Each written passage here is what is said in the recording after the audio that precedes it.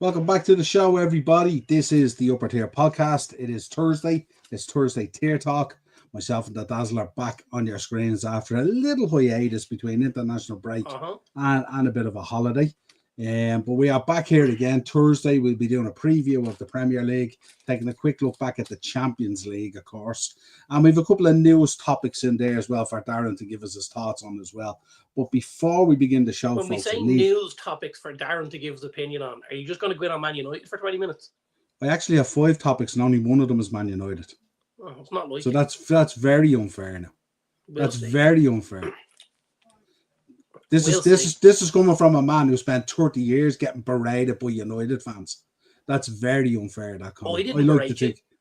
No, you didn't. You didn't. But that's not the point. I'm not going to listen. You'll be shocked at what's on this, and it's certainly not Man United. But we do have to talk about it. Philip's in the chat, of course. Hi, Niall and Darren. How are you? Good man, Phil. Good to see you, big Phil. But if you could, folks, subscribe to the channel, hit the bell notification button, and drop a like on the video. And if you have any questions from myself and Darren, drop them in the chat there. Don't be shy. Oh, good. Joanna's back as well. Do you mind me just mentioning how beautiful the Barcelona kit is? It is beautiful. It is beautiful. It is beautiful. It is beautiful. Obviously, it's the same kit that Atletico had on last night. It's just a different colorway. Atletico's was the blue with the red at the back. This is obviously an orange with like a navy in it. But that Atletico jersey looked lovely. It looked like a real old school Sampdoria jersey from the early 90s or something like that. The way it was panelled. The way it was panelled. The Barcelona one's obviously the exact same. They've just used different colours. It's orange and navy instead of the blue and red. Phil, I didn't, because everyone followed Liverpool then. Do you know when I was in school, when I was in secondary school in the late 80s and stuff like that, well, mid to late 80s and stuff like that, like there was lads in my class who followed Luton Town and Ipswich and all that kind of stuff and all, and no, Grimsby.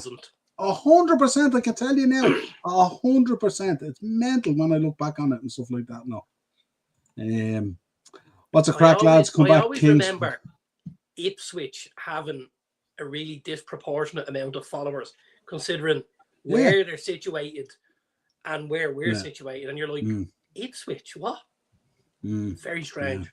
Do you know what it was at the time? A lot of the lads were playing for Joey's and stuff like that, and they were going over and having trials at the time and stuff like that and all. And I think sometimes when they latched onto the trials, they got lads following the teams and stuff like that. Maybe. I remember I went to school with Willie Burke, who was a sensational player, played for Pats back in the day and Rovers as well, and he had a big move to Grimsby, I think it was. And it was I think at the time it was 150 grand, which was big money then. It made the back page of the Herald and all. And back page of the Herald? Yeah, the full back page of the Herald. And here, Rovers blocked it, wouldn't let him go. Wow. Wouldn't let him go. And he was a very, very good player, Willie. Very, very good player. But there you go.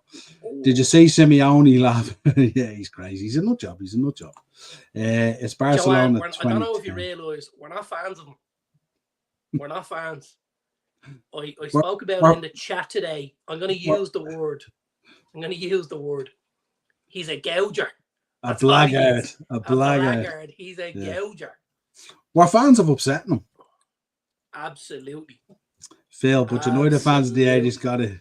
Yeah, Phils, we gave it back to you in the 90s and 2000s. You certainly did. Ruben Amorim just wants 12 million payout. Said he'd go for free. But there you go. Anyway, before we start the show, Darren, I didn't get your thoughts on this. Obviously, Mark gave me his thoughts on Monday. The sad passing of Ricky Hatton at the tender age of 46. Very, very, very sad. Lit up the boxing world when he broke onto the scene. As I said to Mark the other night, some of the fights against Costa Sioux and the battles and the wars that he was in, wore his heart on the sleeve.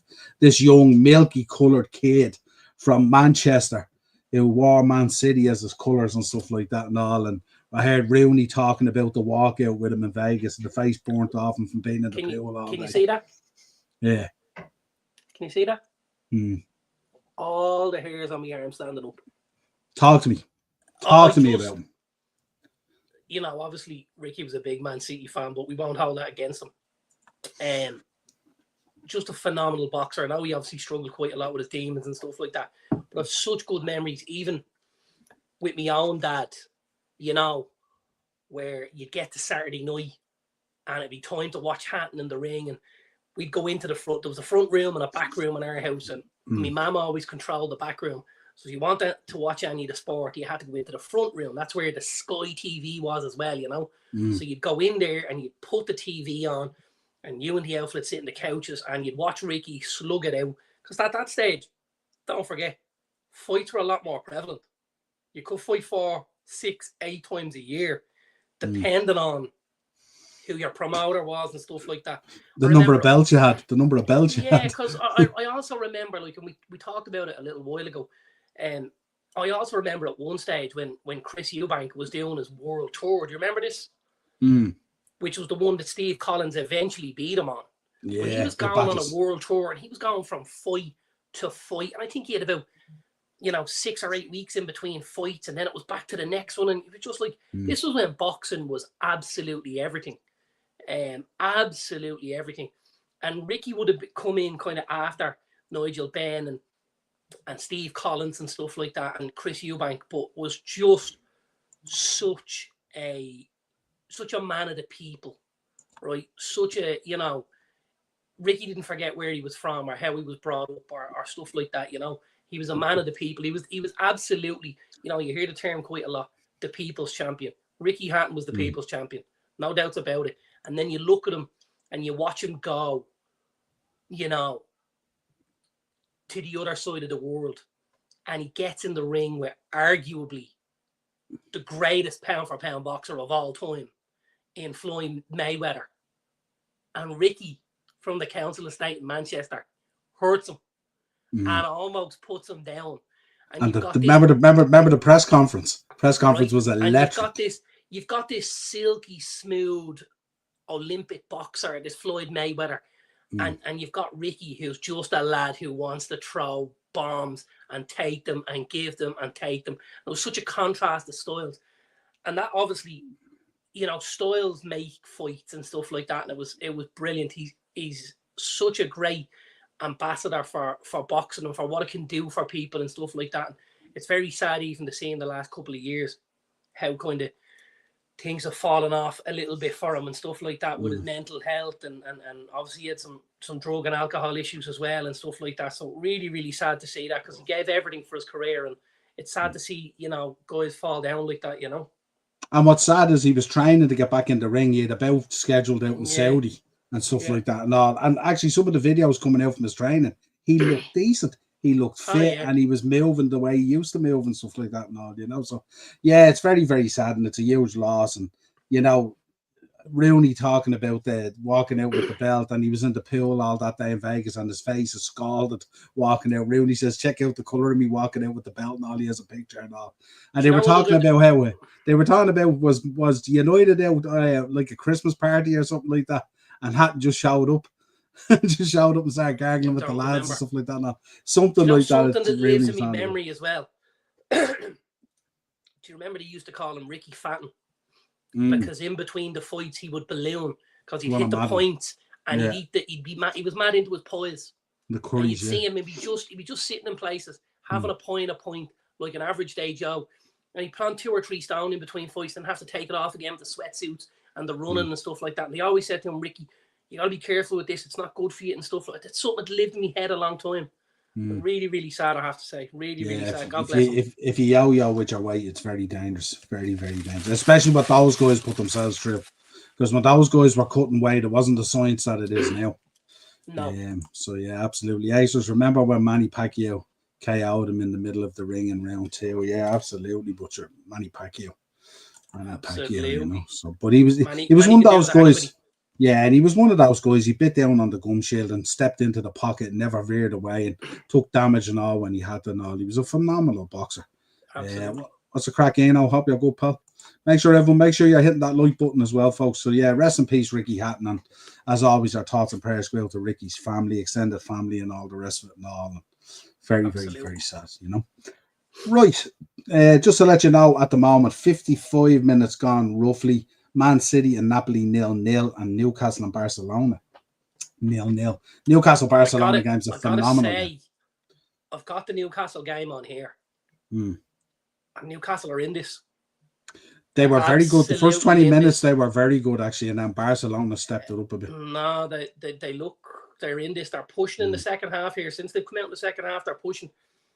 And Man City have just scored, by the way. 56th minute. They've just taken the lead. And the goal scorer will come through in a moment. It takes a second on live score. But very disappointing in that game. Di Lorenzo taking a red card early on and stuff like that. And then obviously Kevin De Bruyne being hooked. Yeah, very sad. Yeah, because it looked like it was going to be a belter of a game. Yeah. Frankfurt currently winning 3-1. Yeah, they were 1-0 down. I as well. They went 1-0 down, that's right, yeah. Yeah. Good comeback there from Haaland with the goal. He is on form at the minute, Mr. Haaland. Absolutely. He is on form at the minute. And he was the one that took the De Lorenzo tackle as well. There we go.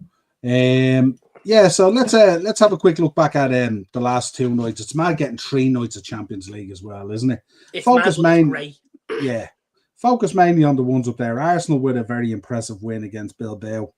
2-0. I don't think it's something we didn't expect. You know, like obviously United drew Bilbao last year in the Europa, so we knew kind of what level and standard they were at. I think we beat them 7-1 in aggregate. Arsenal are a far better side than we are. I thought I had Arsenal favourites going into this, and they are watertight at the back, Arsenal, even with a couple of injuries.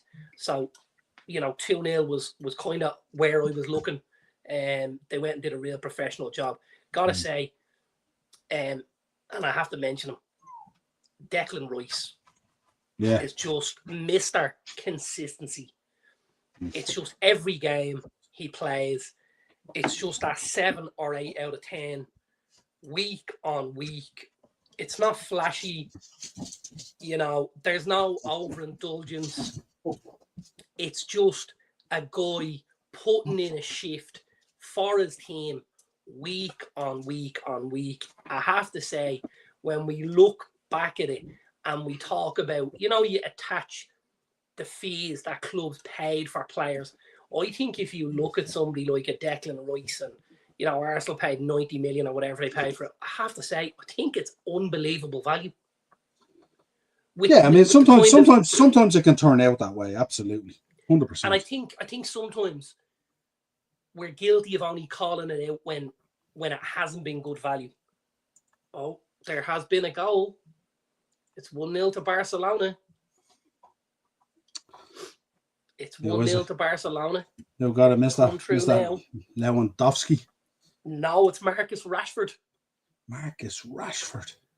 59 minutes, Marcus Rashford. It's Jules Koundé with the assist. I'll see it here in a minute. If you want to give me a second, I have the screen behind. But it is Rashford with the goal. Koundé created a number of chances first half as well, but his final delivery wasn't great.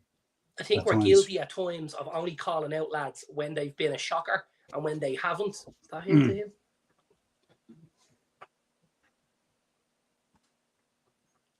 That's hardly it, is it? Back out to Koundé, yeah. Does he go first time? Koundé has the ball. No, he doesn't. He's going to get it now. He's out wide. Has the ball. He stands up, whips it. It's a Marcus Rashford header.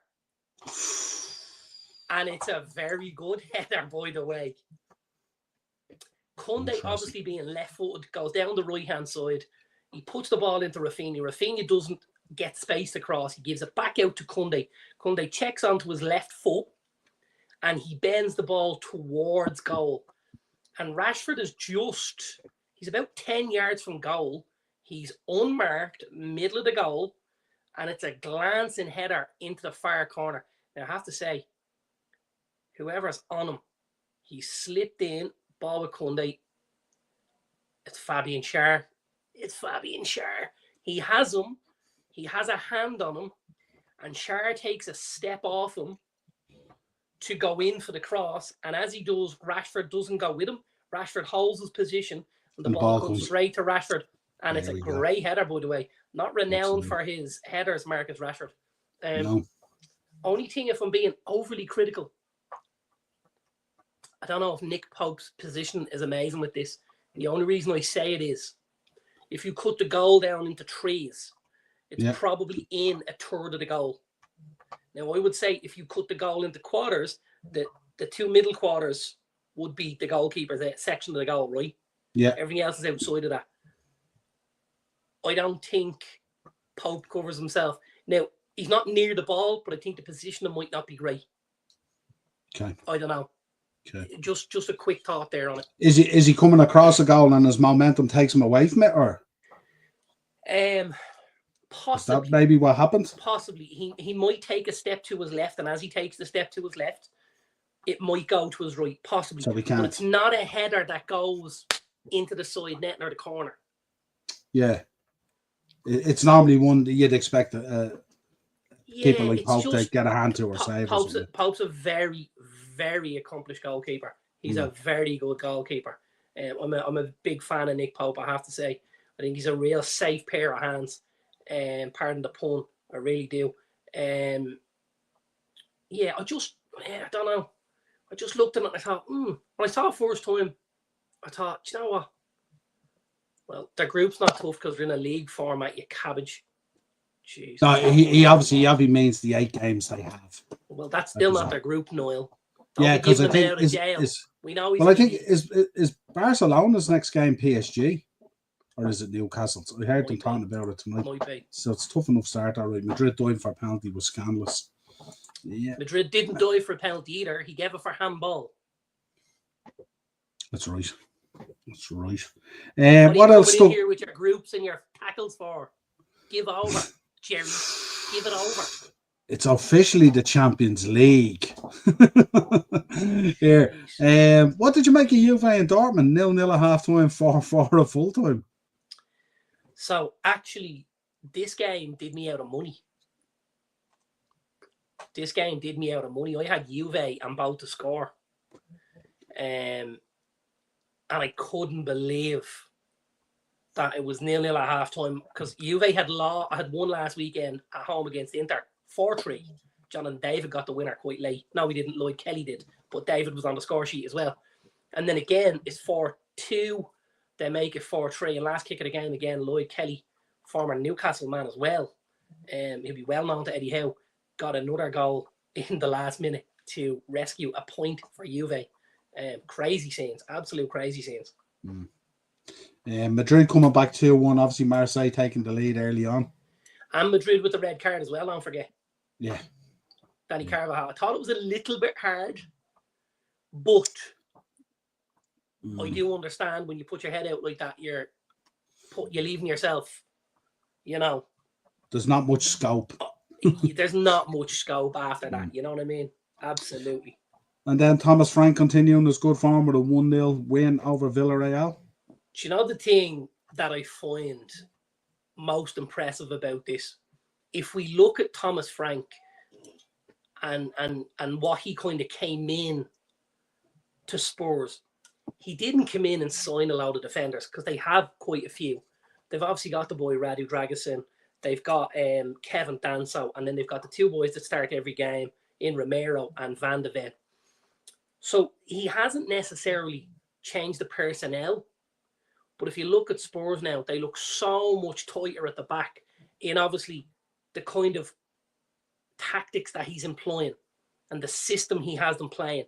They're far less, gung-ho in attack. Now, yes, they're not scoring as many goals. But you only need to score one goal to win a game if you can keep a clean sheet. Spurs over the last couple of years have been scoring 2 and 3 goals a week and weren't winning games because they were conceding far too many at the back. Frank is doing a phenomenal job at Spurs right now. A phenomenal job. Yeah, I'm looking at his development of the looks of Bergvall as well, and it looks very impressive. And what's also looked impressive as well, as you mentioned, some of the players there, the way he's coaching them, they nearly feel like finance. 2-0 at the Etihad, Manchester City. 56 and 66. 2-0 Manchester City. We await the goal scorer. Some of them, I think he's been getting more of a tune out of, absolutely. I think the boy Bergvall, we saw towards the end of last season, he was starting to bed himself into that starting 11. The kid's phenomenal. He obviously got a couple of late winners for Spurs last season as well and stuff, put his name in light. But now I think you're starting to see him develop a little bit more. It's Jeremy Doku with the second, who had quite a good game on Sunday, I would say. in the Manchester derby. Jeremy Doku, one of City's better players, has got the second goal this evening. Sporting have just gone 3-0 up as well. Not that that's a shock. Just the team, Almaty, who beat Celtic on penalties in the last knockout stage. It was 0-0 over 2 legs and they beat Celtic on penalties. Yeah, absolutely. Right, let's get into Wednesday, and let's start with obviously Chelsea and Bayern. Do you want to know who let me down on Wednesday? In my bet, I did a treble. It was result and both to score. Result and both to score. Yeah. I don't know who. So I had Bayern Munich. They won 3-1. I had Liverpool. They won 3-2. Yeah. And I had PSG. They won 4-0. So the no Atalanta goal did me out of 350. Great. Great. Great. Right. What did you make? Chelsea obviously losing 3-1, but I think they gave a reasonable account of themselves insofar as they did create quite a bit. I don't ever remember thinking they're in this. Obviously, the first 2 goals went in very quickly. And then Palmer got a great goal, a terrific goal. Oh, here we go. It's now 2-0 at St. James's Park. 2-0 at St. James's Park. Barca have scored a second. Let's see here. Is it Rashford again? You're joking. Who's that? That's great work from Rafinha. It is Rashford as well, you know. 2 on his return. Let's watch it here. Newcastle have a throw on the left-hand side. It's Tino Livramento standing over. Gives the ball down the line. No, he doesn't. He's holding it far too long. Get rid of that, will you? Gives it down the line. Newcastle cough up possession on the halfway line, and there's that long, hopeful ball. Dan Burn is out muscled. Who's he out muscled by? Don't know. Ball's come back in. Rashford with the header. It's come back out to Rashford. Does he hit it from here? He must hit it from here. Oh, God, it's a screamer as well, by the way. It's an absolute screamer. So the ball gets knocked down. There's a little bit of head tennis. And the ball ends up at the feet of Marcus Rashford. He just buries it. At about 30 yards from goal. No, he doesn't. He actually has to shift it because there's somebody directly in his line. So he's very central. Yeah. And as he's central, he pushes the ball to the right-hand side. And whoever the Newcastle defender is, we'll see it now. Head tennis, once or twice. Comes back out. Okay, so it's Tonali. It's Sandro Tonali. He stands him up. He checks to the right-hand side. And as he checks to the right-hand side, he lets go with his right foot from the right-hand side across to the left-hand side, and it hits the underside of the bar and goes in. Now, Nick Pope ain't getting near this one, I can tell you. This is an absolute screamer.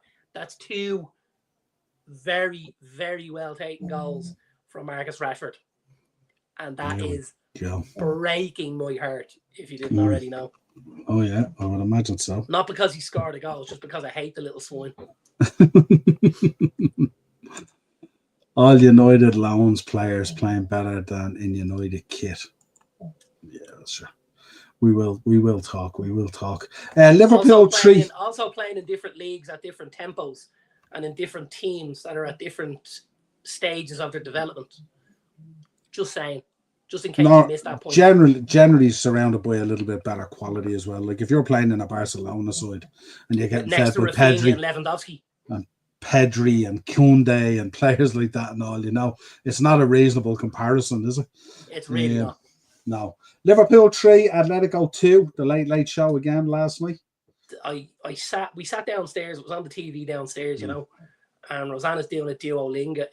Duolingo, yeah. Is that what it's called? Duolingo. She's doing a Duolingo thing on her phone. You were in between Dua Lipa. Were you Dua Lipa, yeah, Duolingo? I was where I was. And she's doing that at the minute. And I had the game on, and of course it went 2-2, and I says, you know, they win it. And she said, oh, was this on earlier? And I went, no, but like, we're just at a stage now where you can call what's going to happen. And she was like, right. So we sat there for another couple of minutes, and then of course we build. Corner comes in, Van Dijk header, and she was like, oh, look, they got one. I said, yeah, I know. And she was like, this is breaking your heart, isn't it? I was like, yep, it is. You know? Yeah, no, some of the reactions last night from some of the creators were fabulous. If you haven't checked it out, check out Soye TV. It's worth checking out. It's so good. I'd rather not. No, you will 100% enjoy this guy. He's absolutely comedy gold. There's no doubt about it. It was So yeah, it was heartbreaking, but the two, you know, obviously me having Liverpool in my bet made life a bit easier as well. You know what I mean? Only to be let down by Atalanta, obviously. But I did think he's made hard work of it. I mean, there is a stage where when he's are 2-1, the game could have been out of sight. He's had a number of opportunities. Yeah, we could have went in 4-1 at half time in being realistic. I think we created 7 big chances that we didn't convert, and they created 1. So it wasn't really. I know people talk about the game and 3-2 and stuff like that, but if you go back and actually look at the game, Ekitike missed 2. Salah hit the post, should have buried it, open goal. I think if Atletico get anything out of last night, it's a little bit daylight robberish, to be honest with you. You know, so like that's I would have been shocked had you got on the balance of play. Yeah, you are by far the better team. Now, what I will say is, I do think it's going to get to a stage when they're going to have to start putting teams away. Yeah, starting this Saturday, we're going to talk about it. Yeah, because I do think there's a possibility that if, let's say, Atletico were to get something last night, get that 2-2 draw, and then you drop points elsewhere or you don't get a result, it could build a little bit just because of how it's occurring. Yeah, you start questioning yourself. Just a little bit. Now, listen, you're still, you know, the top 2 or 3 teams on the planet for my money, you know. And I have to search for 2 other ones like PSG probably and possibly Real Madrid. But after that, you know, it's Liverpool for me. So I think you just don't want it to get to a stage where they start questioning themselves. Because obviously with the influx of players and with the kind of little changes in the system and stuff like that, it would all add to it and it would make it very easy for it to snowball. It's fair to say, would you agree, there's still a hell of a lot more to come from this Liverpool side, that it hasn't really been humming at all? Absolutely. Yeah. Like, if I'm a Liverpool fan, the one thing I am delighted with is the ability to get over the line every time. And that's an ability on its own. But I think performance-wise, it's been poor, if we're honest. I think last night was better. Except we just didn't finish our dinner, really. But I think last night was better. That game could have been 6-1. You know what I mean? I think last night it probably looked better because it was Wirtz's best game in a red shirt. Certainly looked better already. You know, and we spoke about, obviously, the tempo thing and about maybe the Champions League being a vehicle for him to get a foothold in and start to find that form and bring it to the league. Because, listen, we know the lad's an absolute baller. There'll be an element of going into a big club like Liverpool with this massive price tag, and there'll be confidence issues and different system and stuff. But I mean, if he can start playing like he played, you know, in patches last night, and he builds the confidence, I don't think there'll be any issues. I do still think, though, and I know, you know, it's easy for me to think this because I did preface this previously, I still think there's a little issue with the balance. And it's not, whereas last season, I think, everything was square peg, square hole, square peg, square hole, square peg, square hole. I think this season there's a little bit of square pegs going into round holes, and it's just making it more difficult to find the kind of. Yeah, like when you see Szoboszlai playing it right back and all, it's yeah. And I'm not saying it's bad, but it just feels different. No. Hey, listen, absolutely. I have to tell you, there's 2 things I'm going to talk about. When you mention right back and Dominic Szoboszlai, first of all, he's a phenomenal footballer. His engine is just. I watched him last night. The ground he covers is insane. The ground he covers is phenomenal. Not from his playing style, but with the long hair and the beard and the really low socks, I get George Best vibes off him at times. I think he kind of has that sort of a look, you know. I'd say he has to. I'd say he has to lock his door at night to stop women getting near him. But has that bit of ruggedy, ungroomed type of look about him? Yeah, absolutely. Yeah. He's not a Ronaldo. He's not in the mirror, you know, grating cheese on his bleeding abs or anything like that. Yeah. He's just, you know, I have to tell you though, I thought Conor Bradley was absolutely desperate when he came on. I thought he was desperate. Yeah. And I was like, I looked at him and I went, you're playing your way out of this team, pal. Like, you only need to do certain things. You only need to be clever. One touch, get rid of it, shift it. And I seen him he was second guessing himself. Remember, turning into players and turned backwards three times. His selection as well. Twice, and I was like, "What are you doing, man?" Yeah, and he was turned inside out at the boy line as well a couple of times. Yeah, it was really, really poor. Now he has been out. He has been out, like, you know. Yeah, and you know what it smacked off for me. You know, when let's say you've held a position, and then all of a sudden somebody else comes in and there's a bit of a challenge, and you need to kind of say, look what I can do. Look what it was a little bit like he was trying a bit too hard, and you were like, he's probably feeling the pressure there as well, because the structure of the team at the moment, and it's how are you going to keep Dom out of the team? But then where do you put Dom when you look at how the midfield and the front three and the four or whatever is structured? You know, Dom might have to find that right back position inverted in is maybe the way he's going to play.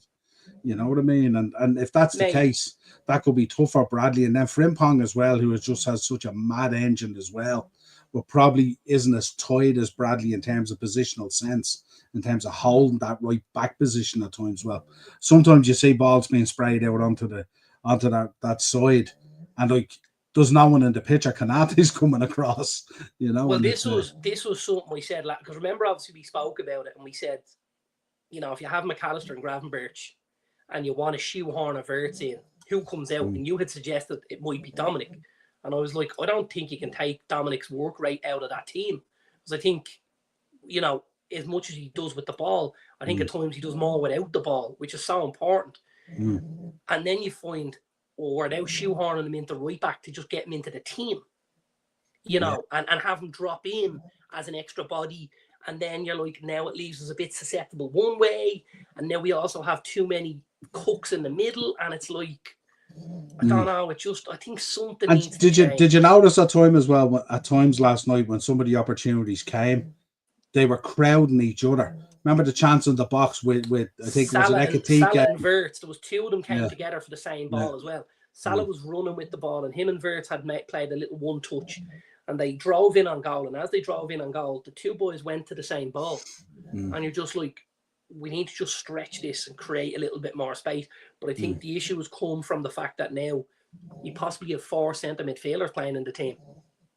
You know. Yeah. Yes, they're playing in different positions. Wirtz is playing as a 10 and Dominic playing as a right back. What's the space they're occupying? They're all going to look to occupy the same sort of space because that's the position they play, you know? Yeah, absolutely. Right, let's get into our Premier League preview for the weekend. Some really good matches coming up. No less 12:30, Merseyside derby, Liverpool versus Everton. Give us your thoughts. I think this will be tough. And I think it'll be tough for a couple of reasons. I think Everton are in really good form. I think they're really high on confidence, obviously. You know, with the new stadium, with Grealish coming in, setting the ground. And then the other thing that I think makes it a little more difficult is the fact you guys have already played this week. And I always mention this when we talk about teams that play in Europe and then have to play league games. Now, Liverpool obviously played on Wednesday night as well. And now all of a sudden they're forced out on Saturday morning, which gives them 2 short days, really. You're not getting anything done Wednesday evening after the game. You're not getting anything done Saturday morning before the game. So it gives them 2 short days to have to do, you know, rest, recovery, set pieces, I suppose the only benefit was we were at home. Absolutely. And having the 2 home games back to back is great for them. Because don't forget, and if we look at this, and I will mention it, Chelsea have 4 away games in a week nearly. I've seen that, yeah.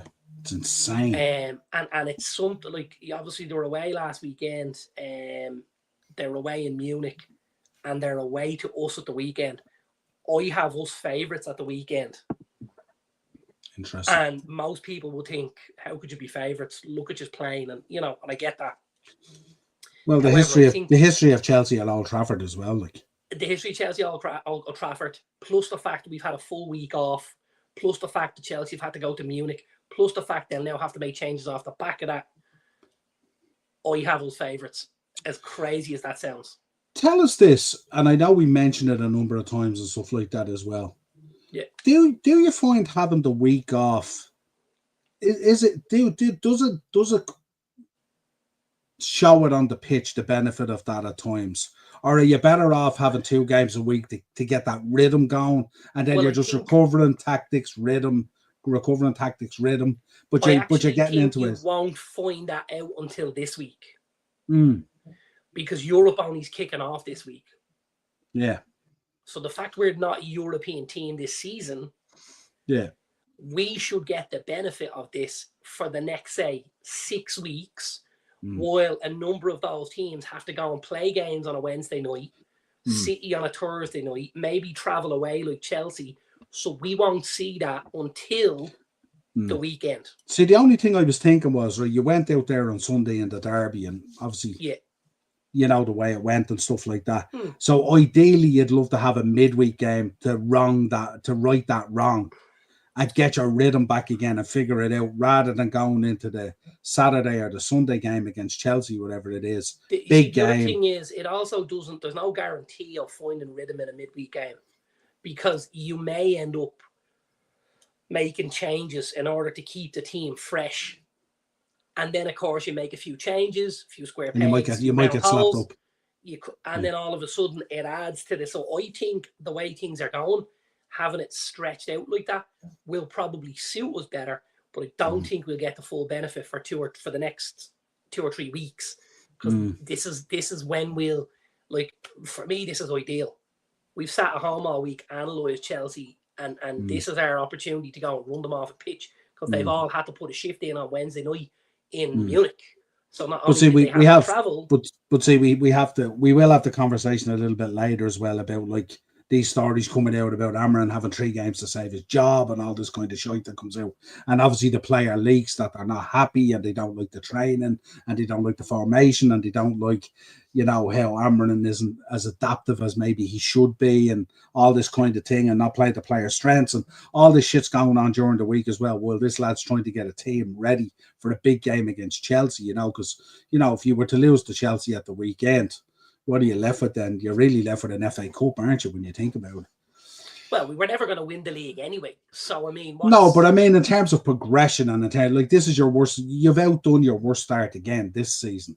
You know what I mean? So you're not really in a good place. No, we're not. But we also had a relatively difficult start, where in the first 4 games we played 2 of the top 3 from last season.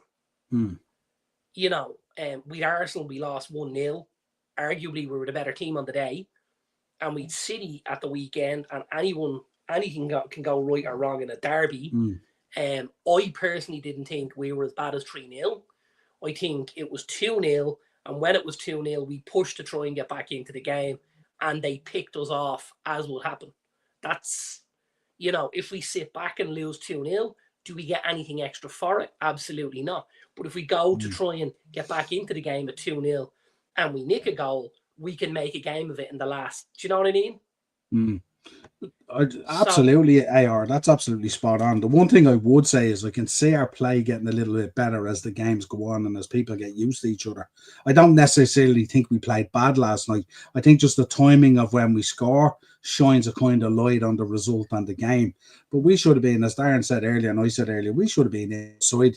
Like that 3-2 flattered Atletico last night. You know what I mean? Absolutely. But yeah, Chelsea midfield would be easy walkover. But United's midfield has been a major problem. They're really struggling midfield. Do you mean the other way around? Do you mean, is he saying here United would walk through Chelsea's midfield? Has he been on the funny fags? I don't know, He's but that's not what making any sense tonight. maybe that's how I read it. Maybe I'm wrong. League less is already than neutral planning is what I out. would say. Forest, Leeds, Burnley, West Ham, Aston Villa, and Wolves will struggle. Wolves are in serious trouble anyway. West Ham are teetering as well. And Villa haven't been great either. Villa picking up their first goal at the weekend, wasn't it? And I think, was it an OG? Was it an OG? Yeah. Wolves, Leeds, and Burnley will go down. I don't think Villa, so. Villa didn't pick up their goal at the weekend. It was only in the Carabao, and they lost on penalties. Oh, sorry, that's It was right. Harvey Elliott. Sorry, it was the other night. Harvey Elliott scored, yeah. Ruben Amorim should have been sacked immediately after Grimsby defeat, but Ineos bottled it. Oh no, you have to give him time. He's after bringing players in. I convert's getting a bit better now. Absolutely, he was much better last night, much better. And Darren even called the same. Being given that space and that opportunity to play in European toys certainly makes a huge difference. I'd be shocked if he started on Saturday. Verts. Wow. So you think he'll throw Dom in there? I think you'll see Gravenberch, McAllister, and Szoboszlai. You'll have Gakpo, Salah, and probably Ekitike with Isak from the bench. And I think he'll rest Verts. Yeah, there is a lot of talk that he will reverse the pattern from last night, that Isak will come on and Ekitike will start. Kind of makes sense as well. Well, Ekitike's got minutes in the legs. Again, if you think about it, the Champions League is a slower tempo than the Premier League. Therefore, Isak wasn't probably going to get an hour in his legs in the league, but he could do it in the Champions League. And again, I think with it being a derby, I think the pace is going to be ferocious, and I think it might be too much for Verts to be able to make a stamp on the game. Whereas I think if you were brought him on after 60, 65 minutes and the fizz had been taken out of the game and there was a little more space, you could again go through a confidence building exercise where he can now start picking through holes in an Everton defence that was a little bit lackluster. Do you know what I mean? Launch him and Isak. Absolutely. Absolutely. You know, and you probably, you know, at that stage, you probably take McAllister off and you probably push Szoboszlai back with Gravenberch, and you have Verts go in at 10 and Isak go in as the 9 instead of Ekitike. I'll be shocked if Verts starts. Right, Liverpool, Everton. What did you call it? I go Liverpool. Yeah, I go Liverpool. 2-1. 2-1. Brighton, Tottenham. Brighton have been really poor so far. For my money, really, really poor. Spurs. The only issue I have with Spurs is obviously the midweek game. He didn't make loads of changes. He'll make a couple of changes the weekend. That'll be enough to give Brighton a foothold in the game, I would imagine. I think I'll go 1-1 here. I'm going to go 1-1. Interesting. Burnley, Nottingham Forest. I've actually gone Forest here. I've gone Forest. I think this kind of game will suit Ange because Burnley aren't amazing going forward. They do score goals, but they're not amazing going forward. And I think Forest will be able to outscore Burnley. So I have Forest and both to score here. And I'm going to say 2-1 Forest. This seems like a very big game for Ange, doesn't it?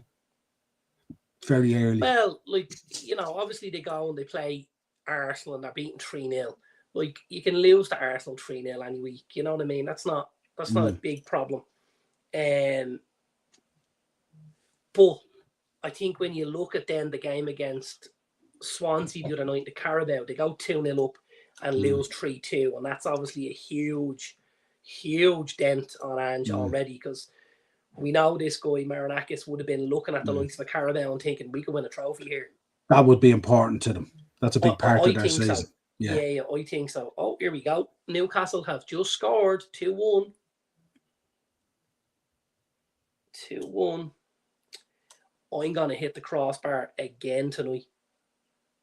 Anthony Gordon with the goal. Jesus. Here we go. And I'll tell you how I'm going to hit the crossbar. There's probably not much time left there, is there? A couple of minutes. They're in the 89th minute. So my bet this evening, or one of my bets this evening, was Eintracht Frankfurt and bout to score. They're 5-1 up. Barca and bout to score. They're 2-1 up. And I had City and bout to score, and they're 2-0 up. Yeah, the sending off will kill you, won't it? Sending off after killing me. Here's the goal. 7 minutes of injury time at Newcastle. It's a good ball. Is it our boy Jacob Murphy?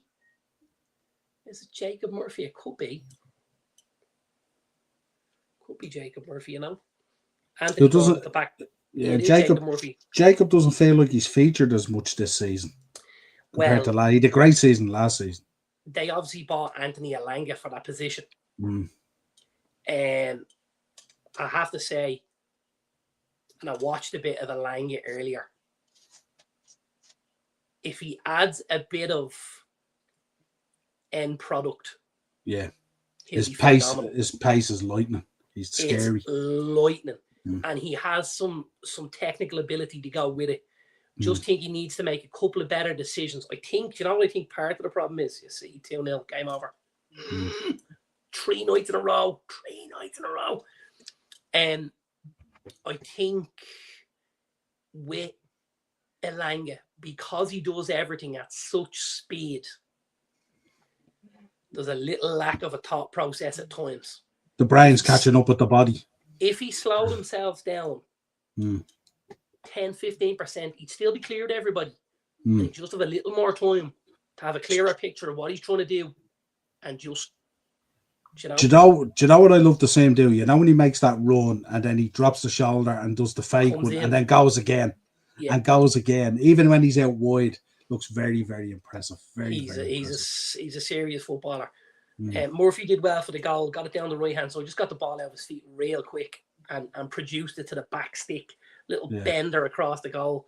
And Murphy's kind of unique that way because Murphy releases the ball very quickly into the box at times, even at times where like Newcastle haven't caught up with him really and stuff like that. Sometimes he does it a bit too early, but he doesn't hang on to it long. He likes that delivery into the box real quick. I really hope Liverpool win on Saturday and Arsenal draw as well. I really want a Liverpool 5-point lead at the top. Don't we? Liverpool will be champions by Christmas. Niall, did you look to that extent? I did look into it, Ian. I spoke to your man about it and all. I have it on order for good man, you know. Have it on order. At Aces, don't tease me like that. There we go. West Ham, Crystal Palace. I don't think this will be a goal fest. West Ham struggle to score. Palace are very good at the back. Don't think there'll be too many goals in this. What's this? Is this 16 in the league unbeaten now for Palace on that run they're on? They're phenomenal. They really are. Yeah. My personal choice, if Manchester United were to decide that Ruben Amorim was surplus to requirements, I would go and get Oliver Glasner.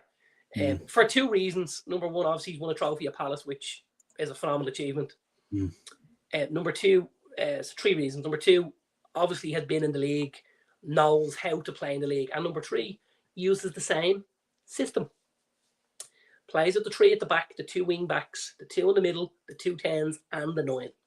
So plays an identical system to Ruben Amorim. What do you think the difference is between the two then? Is it because, I mean, he makes it work so well for Palace. What do you think the mismatch is there in terms of what Amorim's doing? I don't think necessarily that there's a mismatch. Like, I think at times he obviously had at one stage Michael Elise and Eberechi Eze playing in those 2 10 positions. Yeah. Now Elise has gone to Bayern and was the best player on the pitch the other night. By the way, yeah, it was phenomenal. Looked like at times, he was playing on his own. He could just do anything he wanted when he wanted in the game. He was phenomenal. Heavily linked with us. Elise?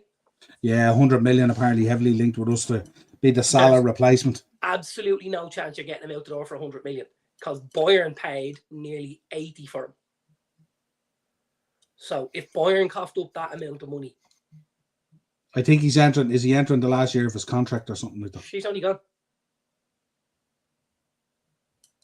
I don't know. Well, that's what they were saying. That's what they were reporting the other day. You listen to Dazzler first. You're not getting. It's actually, as I looked at it last night, I said to myself, how much is this lad going to cost you to get out of the building here if you wanted him? Because he's phenomenal. He's French. He's young. He's got a massive ceiling. Highly marketable. Highly marketable. I think he had, and obviously Eze now has gone to Arsenal. So you look at two lads on the rise like that. You know, they're very good at the back. They haven't had any issues with the goalkeeper. Dean Henderson's been one of their best players. The back three has been very, very solid. Marshalled by arguably the best centre back in the league almost, in Mark Gahey for the last 18 months. You know, he's been phenomenal at both ends of the pitch. And he's got some decent workhorses in the middle there that can put a shift in, which again we don't have. So like I think it proves to me the system can work. I do think you need certain things to go into the system, and you know, we didn't necessarily have all the pieces for the puzzle. We're getting closer. It'll be interesting to see this weekend. I think this weekend we'll see the boy Senny Lawrence. I think we'll see him. But we'll wait and see. Maybe he waits until Bayender makes a bigger bags of it than he did last week, because he didn't really do anything wrong last week. Do you know what I mean? Yeah, look, you'd question him at this stage if he isn't making a goalkeeper change. You know what I mean? The only reason he might not be doing it is I wonder was Lamens his choice, or was it a Wilcox Barada choice, or whatever it was, and is he just being stubborn about it? I don't know. We'll see. I don't think that's the issue. You know, if you want a goalkeeper, you want a goalkeeper, right? Yeah, but you'd like to think you'd have, you know. I wouldn't have started him. I wouldn't have started Lamens last weekend either. No, not in the derby. Definitely not in the derby. So I do think he'll start this weekend. If he doesn't, he will start as soon as Bayender coughs one up, which could be in the next week or two. So, you know, I think he's either waiting for... What's going on here? What's wrong with this lad? Is he all right? I don't know. Does he stop taking medication or something? No, I think you'd have to put him in. I don't think you can wait for another mistake, because if you get another mistake, if it costs you another game, it's a massive problem. Like, you know what I mean? So I think you have to make the change. You know, you have to send that message. What did you say here, Palace and West Ham? 1-1. Wolves and Leeds. We go through these pretty quick if we can. I thought this was quite a tough one to call, to be honest with you, because obviously both of them are in not great form, and in very poor form, obviously. That header last weekend, what was that? It's bizarre. Crazy. Lovely finish. Yeah. I think we'll probably see Wolves get out on top here. I'd be interested to see if the boy Strand Larson is back. I think he's obviously missed last weekend. I think if he's back, it increases Wolves' chance of winning the game. Leeds look solid without being flashy, and they'll need Leeds need to get absolutely everything out of themselves in order to get anything out of the game. And I just think Wolves might nick it. I'll say 2-1 Wolves. Interesting. United Chelsea, which is the 5:30. 2-1 United. Cool. And then we have the 8 o'clock as well, Fulham versus Brentford. A bit of a West London derby there, is it almost? Never back against Fulham at home. You know, Brentford are in great form at the minute, and playing well under Keith Andrews. A couple of good wins. It's killing. But I think not a chance, Joanne. Not a chance. Joanne, if Chelsea beat us 4-0, I'll come in an Arsenal jersey next week. Jeez. There we go. There we go. That's laid down. That's laid down. Bookmark that. Mhm. Fulham 1-1 Brentford. Yeah, what'd you say? You Fulham Brentford? Yeah, I'll go 2-1 Fulham. I'm not 100% sure. I think you could toss a coin on that, and I wouldn't be surprised if it was a draw. Andrews has kind of steadied them a bit, hasn't he, Brentford? Absolutely. Yeah. Absolutely. I said to Really, Mark, really I said to well. Mark, I said to Mark on Monday when they got the equaliser, and then Andrews wanted them to go again and try and get the winner with like minutes left. He wasn't shoring it up. I like that. I like that in a manager. I like to see that. And then we go into Sunday. We have a nice selection on Sunday. Bournemouth, Newcastle. Bournemouth doing really well again this season. Well, listen, Iraola, what a job. 3 wins from 4, and they kind of put it up to you guys on the first night, didn't they? Yeah. You know, I think on another night you probably get something out of it as well. Really, really good. Iraola doing a phenomenal job. Still think they're 1 or 2 players short, Bournemouth. But I think they'll beat Newcastle. I think Wednesday night will have an impact. And I actually have Bournemouth in my bet later. So, yeah, I'm going to go Bournemouth. Bournemouth 2-1. 2-1. Sunderland, Aston Villa. Sunderland also doing very well this season. Sunderland doing really well. They're going to give Villa a torrid time on Sunday at the Stadium of Light. The atmosphere up there has been amazing. The 12th man, the fans have been phenomenal. Marcus Rashford walking off with the UEFA Champions League Man of the Match ball, the silver trophy. That'll tell you. Sorry, I'm just going to get sick. So yeah, you stand in front of that and smile. Yeah, you fucking degenerate. Well, the upside is that the boy might happen then, as opposed to the loan. No, don't forget.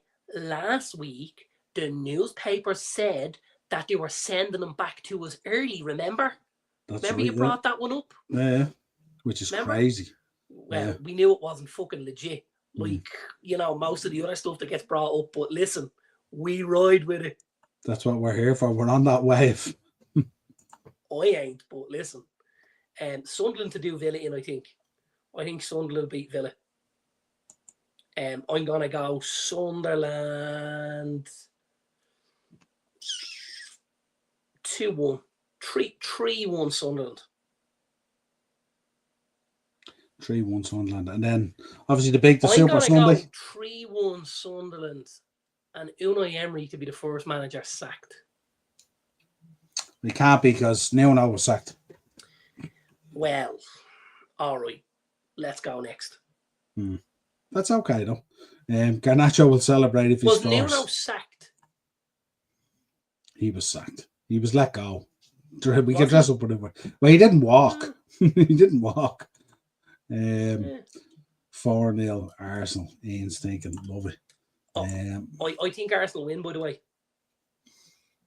Comfortably? I think Arsenal win. Not comfortably. I don't think they're ever going to beat City comfortably, but I think at home, with how good they are at the back and with the options they have going forward with Gyökeres, with Eze, with Declan Rice putting in the shift, with the stuff in the corners and stuff like that, I go Arsenal. I go Arsenal 2-1. If we win on Saturday morning and City were to get beaten by Arsenal, they'd be 9 points off us. 5 games played. That's massive. It's a massive gap. It is. Assuming they were going to be our closest competitors. No, but when you look at who's in the mix, so we're looking at there's ourselves, Arsenal, Man City, Chelsea. There's yourself, Arsenal, and Man City. Yeah, but you know what I mean. No one else in the mix. Yeah, well, we're talking top 4, top 5 or whatever, You're not, because you're going to win a Premier League. There's only 3 teams in that league can win the Premier League. City, Arsenal, and Liverpool. So that's why I speak about City. So that would be 1 down. So now are we in a 2-horse race? Could be at that stage. That stage. Listen, you would take that this early on in the season. You're not even on October and you're thinking City might be out the door. I take an Arsenal City draw. I bet you would. There you go. I bet you would. Right. Contrary to popular belief, earlier in the show. This is what I had up for the topics. First one I wanted to hit you with: change to the international breaks. What's your thoughts? Horrific for us. Not only are we going on a 2-week hiatus, we'll be going on a 3-week one. We're not going on 3 weeks. It's 16 days. Yeah. It's just over 2 weeks, and it means we don't have two simultaneous. We don't have one in September and one in October. I think it's a win. Yeah. I think it's a win. I really do. I don't have a huge problem with it, to be honest. Just my own. We spoke already on Liverpool and the late show and stuff like that. What did you make of Terry Henry's comments talking about how this is the season, this is when it has to happen and stuff like that? Obviously putting a bit of pressure on Mikel Arteta and on Arsenal in general. Yeah, but I think with where Arsenal have finished the last couple of years, and with the investment that went into the squad this summer, I think the natural progression would be to win something. I fully agree with Thierry Henry. If Arteta goes the season and doesn't pick up a major trophy, and by major I mean Premier League or Champions League, I don't even think an FA Cup saves Mikel Arteta this year, if I'm honest. Unless he does a domestic double cup. If he wins two domestic cups, comes second in the league, and gets to the quarterfinals of the Champions League, maybe. Yeah, but definitely, I think you would be thinking a major trophy, wouldn't you? If it's one of the two domestic cups, and that's it, I think he's gone. Well, that's where you were 5 years ago, wasn't it? So yeah. So how could you put in all that money, time, and effort and be in the same spot? Yeah.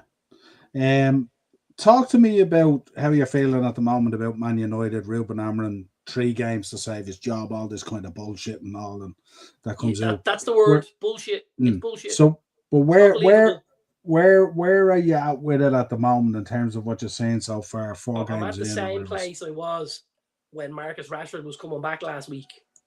I'm in fantasy land. Paper doesn't refuse ink. Even in our downfall, we're still the buzz.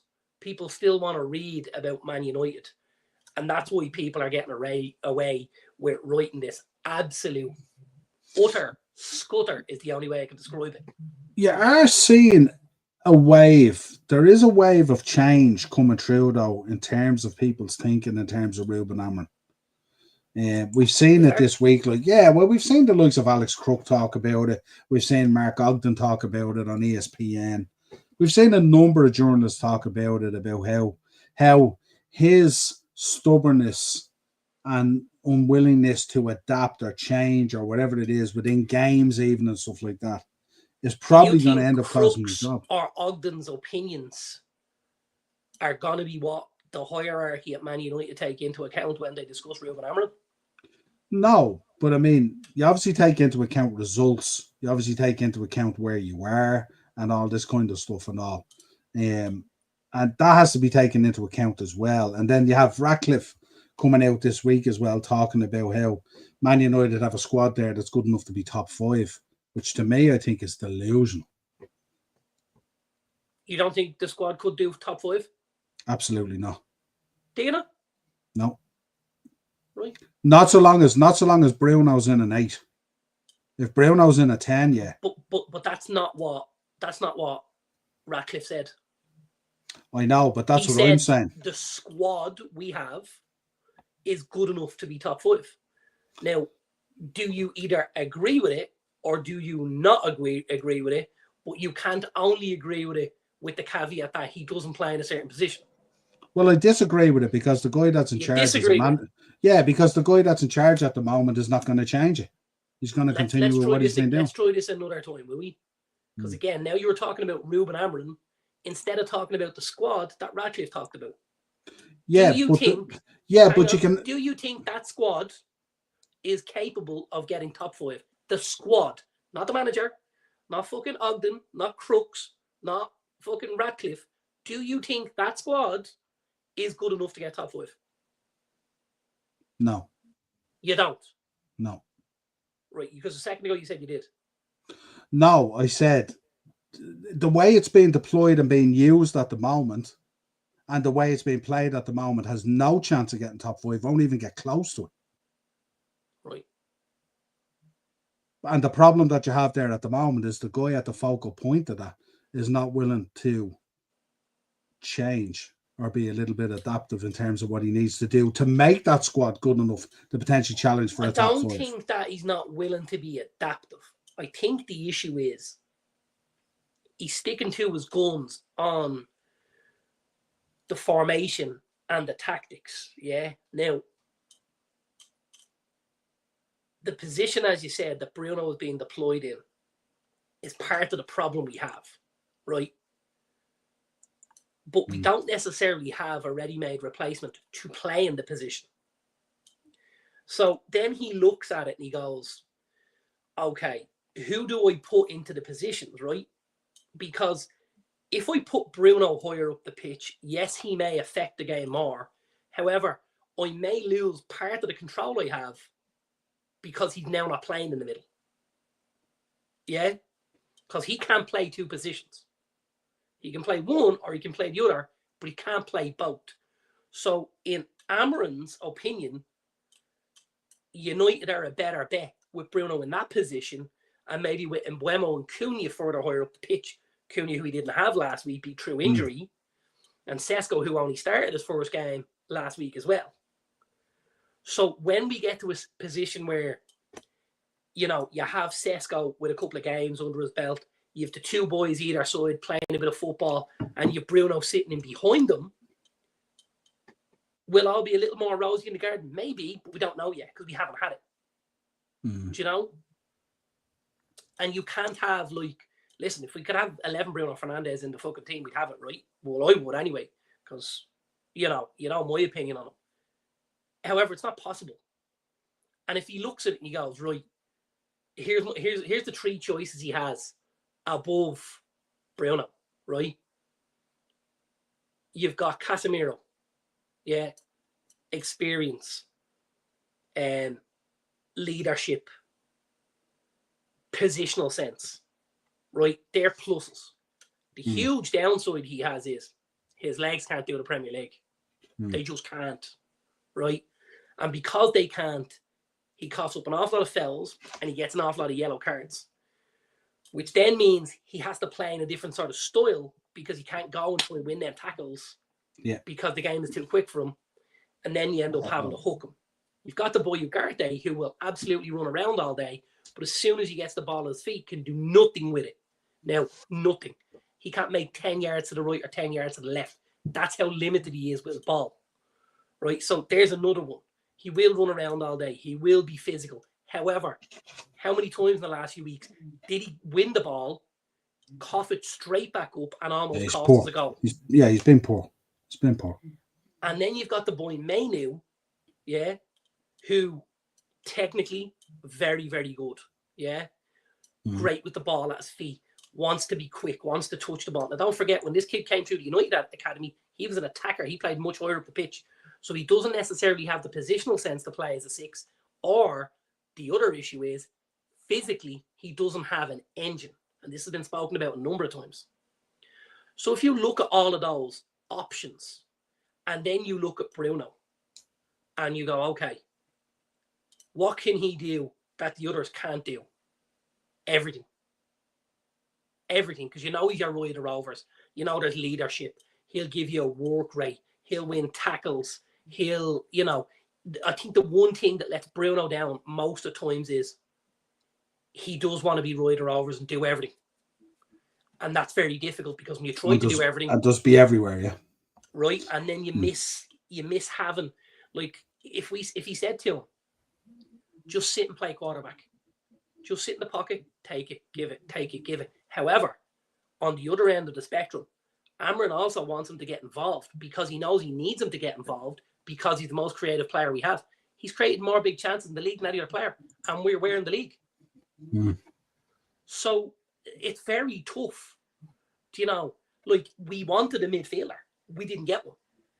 He wanted, we obviously went in for the Conor Gallagher deal. Question for you. Was it a mistake buying 2 10s, or should you have bought 1 10 and you had Bruno there as the other 10, and you should have bought a midfielder.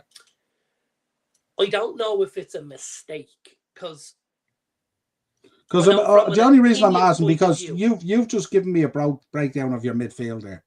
Wilcox surely sees that. Barada surely sees that. Yeah, but also I think we got to a stage where A, we were running out of money, and B, we were running out of options. Now, previously, what would it's the other thing was Bruno, of course. The Saudi thing was up in the air as well for a while. Yeah, but also, what would we have done in previous years? Would we have panic bought somebody? Yeah, probably. We absolutely would have. We'd have thrown 50 or 60 million at somebody. However, the setup in the background now isn't about that. It's about stepping stones and longer term. So we're back to a stage where, yes, we know what the problem is, but we didn't have the time or the financial clout to fix it because of other areas of the squad that were being prioritised. You definitely had the time, because this is not new. This is not something that was uncovered in August. This was something that was new at the back end of last season. Well, we knew that there was an issue. But you also run out of time because there's an end to the window. The window has to have a close. And you were so focused on your front line as well. And then obviously the goalkeeper issue comes up. And then you're looking at it, you're going, okay, well, what do we do now? Do we pivot? Do we go and get a goalkeeper? Okay, we go and get a goalkeeper. We get a young, highly thought of European goalkeeper with the highest shot save percentage in Europe last season, right? So you go and buy something that you think is going to work longer term, not just today or tomorrow.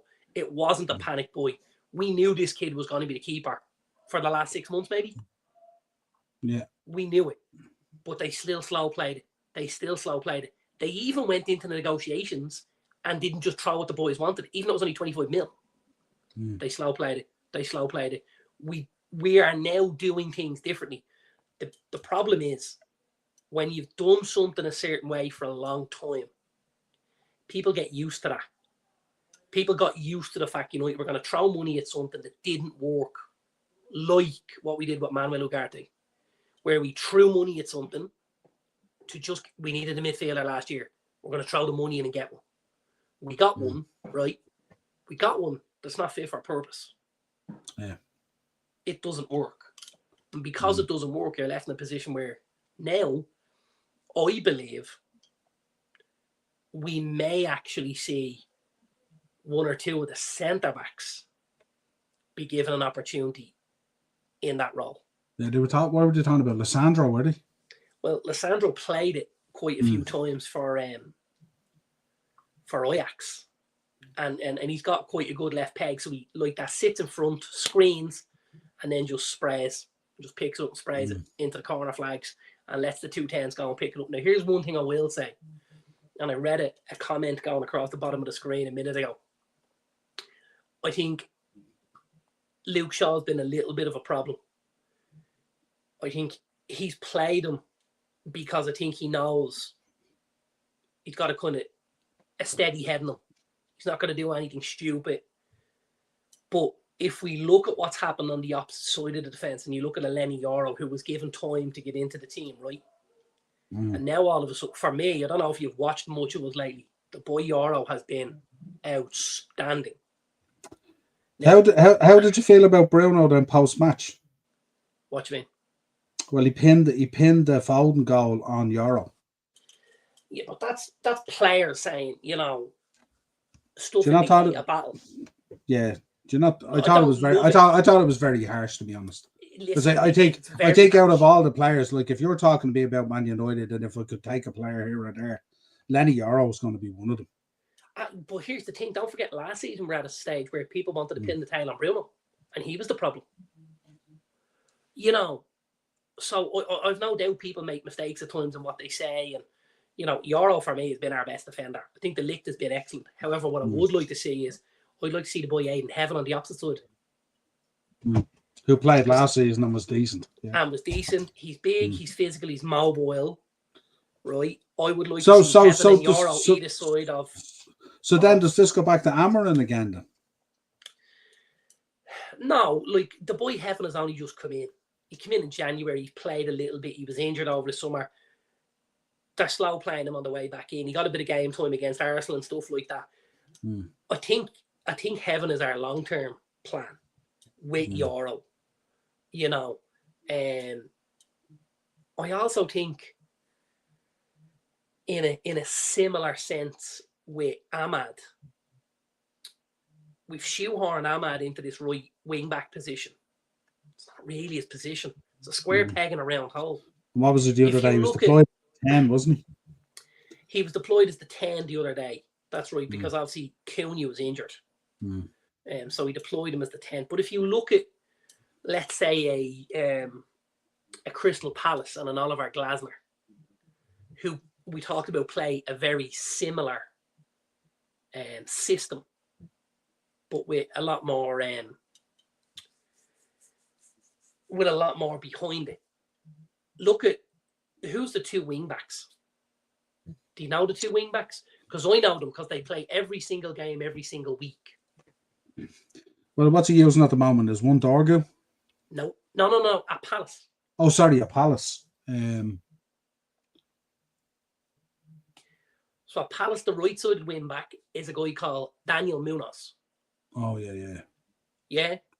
Has been unbelievable for them since he's come in. Goes both ways, up and down. If you look at the stats for ground covers, he's in the top 10% of the league. The opposite side, you've Tariq Mitchell, who again got an England call-up recently and is in the top 10% again for ground covered. If you play the system we play, the wing-back positions are very, very important. Two of Palace's best players are the two wing-backs. We don't have that yet. I think Dorgu is starting to get there. I think we're much further along on the left-hand side than we are on the right. Dalot can't do the job. He's not good enough going forward. He's not good enough going backwards. Ahmad is good enough going forwards, and he's doing a job going backwards. However, I don't think it's necessarily where you want him to be. So again, it's another square peg in a round hole. That makes life more difficult again. You know, you don't have two or three pieces for your puzzle. You maybe, you know, when you watch Catchphrase on the TV and they start removing the squares, and all of a sudden there's still three left, and you're going, Jesus, what's that? And you won't maybe necessarily know what it is until those pieces are in the puzzle. That's why Ruben Amorim isn't going anywhere. So when does and I've asked this last season to you as well, and it's always like we talk about Liverpool not necessarily playing very well at the moment, but still getting the results that they need to get. Yeah. When does results become important? Complete opposite. Because I actually think at times we're playing well, but not getting that out of it. Yeah, we played the Arsenal game. Yeah, we got nothing out of it. So you guys played Arsenal, and the scoreline was reversed. I would argue we played much better against Arsenal than you did. Yeah, that's a fair comment. Right, but you guys won the game and we didn't. That's a 6-point turn straight away. But this is what I'm saying to you. When does winning games become more important than sitting on your laurels saying, oh, I don't have this and I don't have that and I don't have this and I don't have that? And like when do you eventually try and coach a team? When you know what you have, if you've got all the ingredients on the table here, but you don't have all the ingredients to make a Michelin star dish, but you have to make some sort of a dish because you've clients sitting in your restaurant who want to eat. When do you suddenly prioritize, well, listen, I need to feed these clients in the restaurant because I need to make money. I need to win games. Yeah. When do you do that? I think he knows he needs to win games because there has to be a dramatic upturn. Like, I mean, bottom half of the table won't do for us. Now, the problem is we've only played 4 games. Right? So when you've only played 4 games, and like I said, we play Arsenal and we play City and you lose 2 of them. You 4 points from your other 2 games. You get a draw away at Fulham and you beat Burnley at home. You know, those 2 results are fine. The other 2 aren't. On another day, you scored a penalty against Fulham. You've now 6 points on the board. David Raya isn't man of the match today against, like, in if we think about this, right? If you look at the Bruno penalty, and you look at the save David Raya made in the first game, those 2 balls, if those 2 go in, We've 7 points on the board. We're not having this conversation. Yeah, but then you could also but then it's you not could that close. Yeah, but then you could also argue, like, if your man doesn't handle the ball, Burnley in the 95th minute or 94th minute or whatever, you don't get that penalty and it ends up being a draw. You know, so those kind of things are pulls his jersey. But I think even in that game, like, I was at that game actually, and we should have been out of sight in the first game, in the first half. It should have been 5-0, and it wasn't. Yeah. But the performance would suggest that there's something maybe we're getting closer to. Do you know what I mean? You know, when you can kind of see a team and you think someone's going to get a toasting here. Someone's going to get absolutely cooked. I won't be surprised in a couple of weeks. It probably won't be Chelsea, but I will look. Because what I will tell you is I'm going to pick the game. We're going to tongue somebody, yeah? You've Brentford and Sunderland coming up. They're there in front of you. Sorry, I see them now. We're away. Brentford. So you've got Chelsea, Brentford, Sunderland. See Brighton. See Brighton. Yeah. We absolutely nut roast Brighton. We battered them. Now here's your problem. You need results between now and Brighton. Yeah, big time. Right, because let's wave a magic wand here. How many points do you get out of the next 4 games? I think we beat Chelsea. I think we get a draw against Brentford. A similar game to Fulham where we got the draw, yeah. I think we beat Sunderland, a similar sort of game to the Burnley game. You have 7 from 3. I think we lose to Liverpool, you have 7 from 4. So then you've got 11 points from 8 games. And I think we go on absolutely nut roast Brighton. And that's 14 from 9. But that's not great either. Yeah, I don't know. You know? Yeah. It's going to be tough. That's where, listen, there's no click of the fingers to make this better. It can't get better like that because it didn't get worse like that either. It was a slow decline. So it's going to be slow to get the machine moving again. Now, listen, you sometimes wonder as well, don't you? Because if they did decide to move on from Amarin and change things around or whatever it is, like, you've tried so many options at this stage, so many styles. So this is kind of why I suggest, why would you do it? Why would you get rid of him? Who else do you bring? Listen, you can go Glasner. Some people want Zidane. I've heard Unai Emery. By the way, so we're all out in the open about this, I don't want Unai Emery at Man United. Just saying. It's not my radar. I don't think it'd be a great fit. I've 5 lads I can think of ahead of him, right? Yeah, I like Unai Emery, but I think that could get very toxic. Here's where we're going real quick, right? And I can pick like 3 or 4 of them in the league. Marco Silva at Fulham. Yeah. Andoni Iraola at Bournemouth. Oliver Glasner at Palace. Yeah. And my last one, don't think he leaves. Eddie Howe. Do you know something? I was looking at it the other day, and I think Eddie Howe is going to be a great appointment for you, maybe in about 3 or 4 years. I think Eddie Howe will be a great show. There for me, 4 replacements you could get from the league. 4 replacements. Yeah, I think when Eddie Howe has kind of brought Newcastle as far as he can in the next 2 to 3 years, I think that's the time when United should go for him. They should bring someone in to kind of steady the ship, you know, get rid of whatever else needs to be got rid of, bring in whatever else needs to be brought in, and then maybe you go for Howe. I think there's a conversation to be had. If it happened, I think you go and you have the conversation with Eddie and you say, listen, Eddie, I know you're at Newcastle. I know you love it. I know they're great owners, blah, blah, blah. You're a little bit hamstrung because of money. We're Man United. Is Eddie Howe turning down the Man United job? I don't think you turn down the Man United job, but I think it's I don't know. I suppose the issue is where it's at the moment and how it feels at the moment and stuff like that compared to Newcastle. You know, I go Glasner 1. I think he's the perfect fit, to be honest with you. I go Glasner. I go Eddie Howe. I go Iraola. And then I like Marco Silva. I think he does a real good coach. Yeah. I like Marco Silva. But like, there's 4 from the league. There's 4 from the league that we think could do a job. I don't think he's getting sacked either way. Just saying. But I don't want Unai Emery. I don't want Gareth Southgate. I don't want Jose Mourinho. I know he just signed on with Benfica. I don't want Michael Carrick. I don't want Ole Gunnar Solskjaer. I don't want them. So, failing that, I don't really think Zidane is going to go, Man United, that's exactly the job I want, even though I've turned down 20 already. So difficult to get him into. Like, he doesn't want the Premier League by the looks of things. No, now listen. If he turns around and he goes, do you know what? I had a few good nights at Old Trafford with Juve and with Real Madrid and stuff like that. And Zidane feels like he'd be the type of guy that would go to an Arsenal after Arteta. Would you think that's the kind of fit I'm thinking?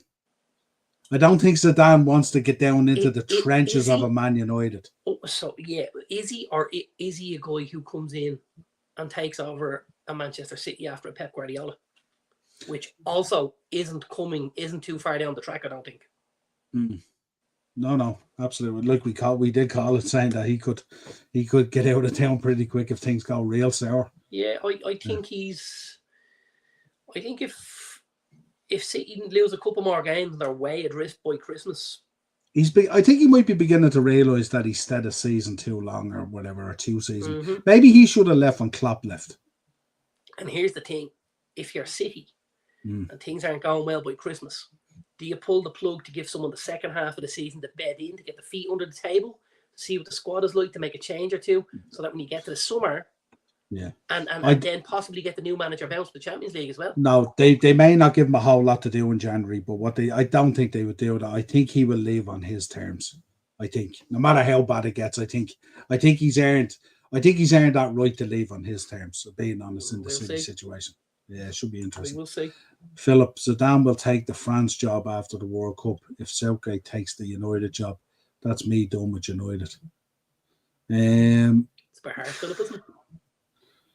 Southgate could be that steady Eddie that comes in for 2 or 3 years before you spring a hell or something like that. I don't know. Zidane with the France job, I'm not sure about that, because there's been trouble there, hasn't there? Here's the 2 things I'll tell you about Southgate. Here's the 2 things I'll tell you. So, we all talk about Southgate in this negative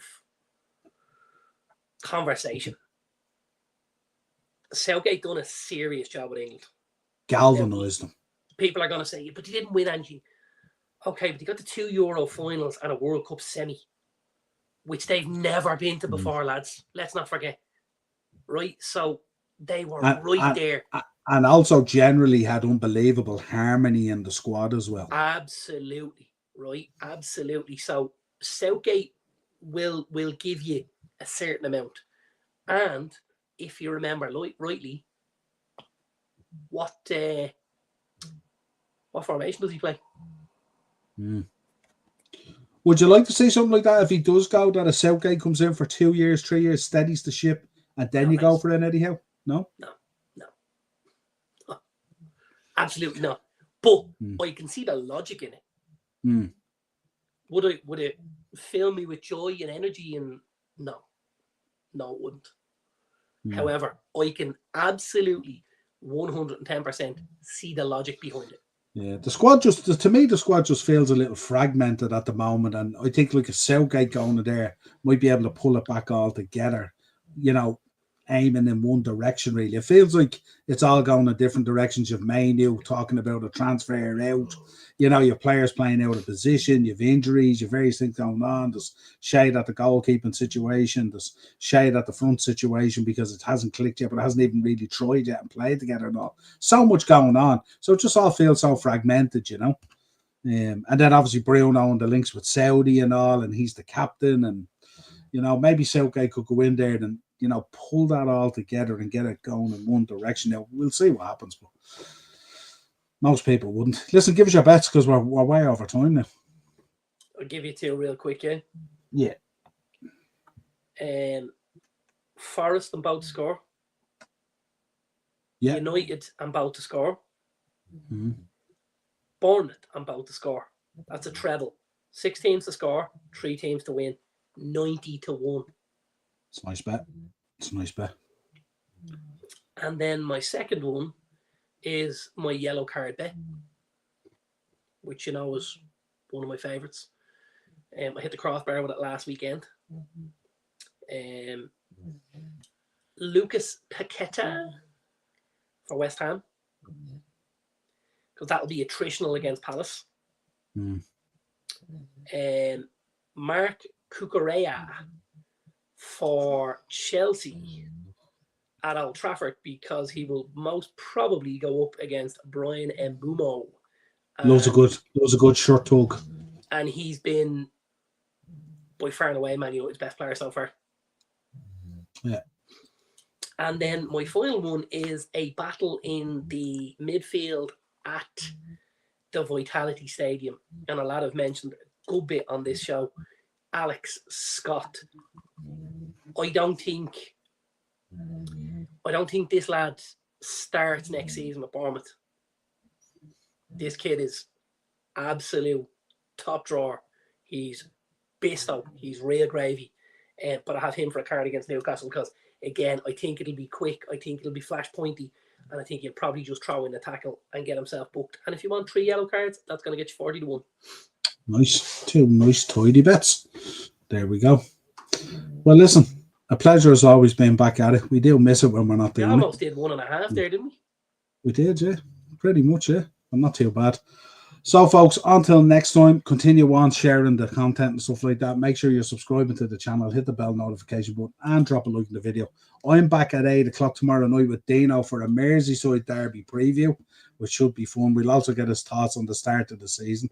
He's none too happy about how we're playing, but perfectly happy about the results. So we get Dino's thoughts tomorrow night on all things Merseyside derby. So, folks, until then, talk to you real soon. Basler, pleasure. Cheers, pal. As always, brother. You know it.